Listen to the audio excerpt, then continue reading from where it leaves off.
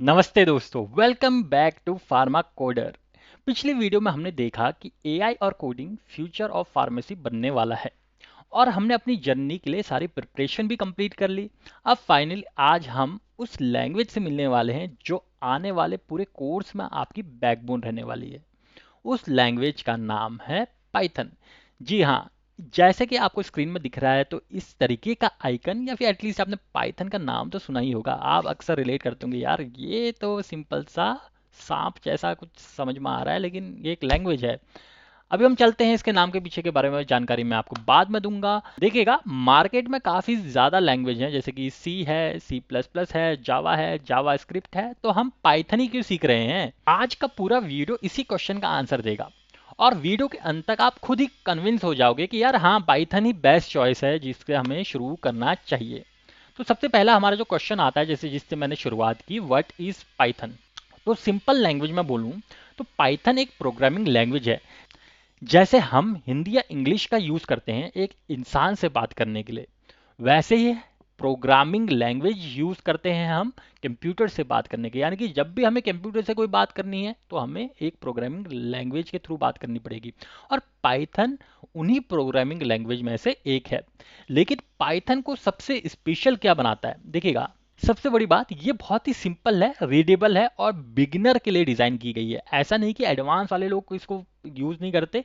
अब तो मैक्सिमम लोग जो भी कोडिंग करते हैं वो पाइथन के अंदर ही करते हैं। इसी वजह से सबसे ज़्यादा जो यूज़ की जाने वाली लैंग्वेज में से एक पाइथन है, और आर्टिफिशियल इंटेलिजेंस एआई के अंदर तो most of the 80 to 90% time Python he use की जाती है। उसके अलावा data science, automation, health care, scientific research, ये सारी की सारी इंडस्ट्री में पाइथन धड़ल्ले से यूज़ किया जा रहा है।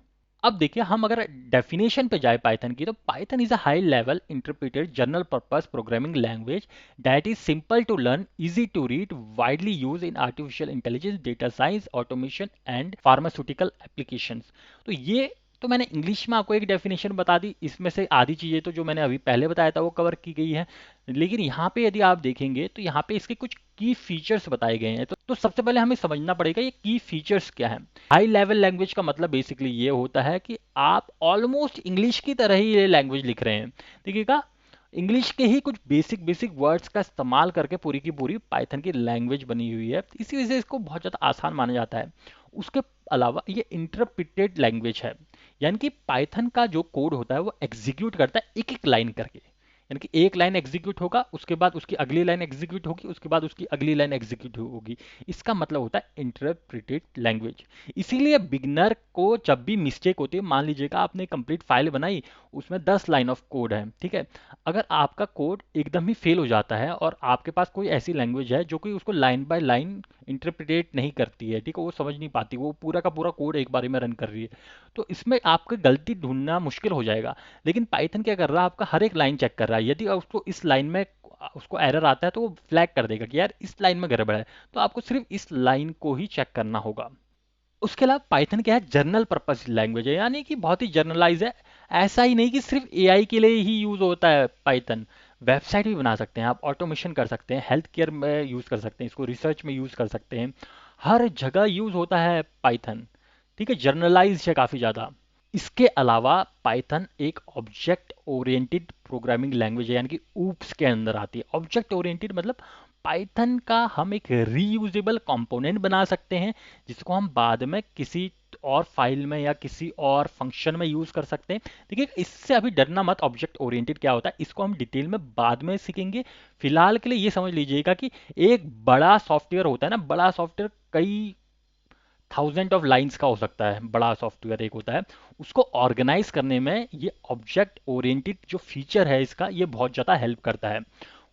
अब सबसे बड़ी बात, पाइथन एक ओपन सोर्स है। जैसे मैंने बताया आपको कि मैं ऐसा कोई सॉफ्टवेयर आपसे डाउनलोड नहीं कराऊंगा जो कि पेड हो, तो ये कंप्लीटली ओपन सोर्स है, यानी कि कंप्लीटली फ्री है।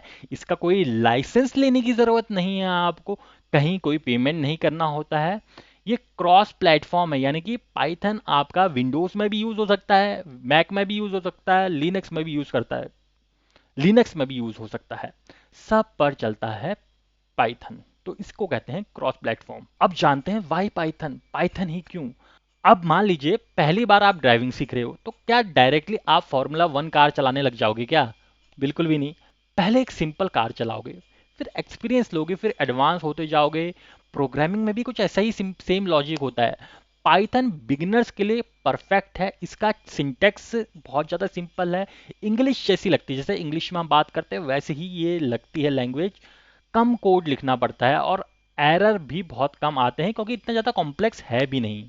इसी वजह से स्टूडेंट पाइथन को क्विकली लर्न कर पाते हैं। और सिर्फ स्टूडेंट ही नहीं, इंडस्ट्री में भी पाइथन बहुत ज़्यादा प्रीफर की जाती है, खास करके AI, machine learning, data science, automation, scientific computing, इसकी प्राइमरी लैंग्वेज जो है वो पाइथन ही है। हर जगह पे पाइथन टॉप चॉइस में से एक होती ही होती है। तो अगर आपका गोल डिजिटल फार्मा है तो पाइथन से बेटर कोई लैंग्वेज नहीं हो सकती।